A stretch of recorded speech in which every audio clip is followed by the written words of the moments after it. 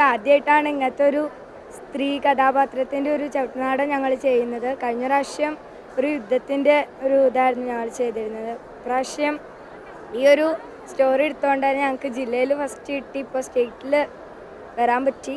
വളരെ സന്തോഷം.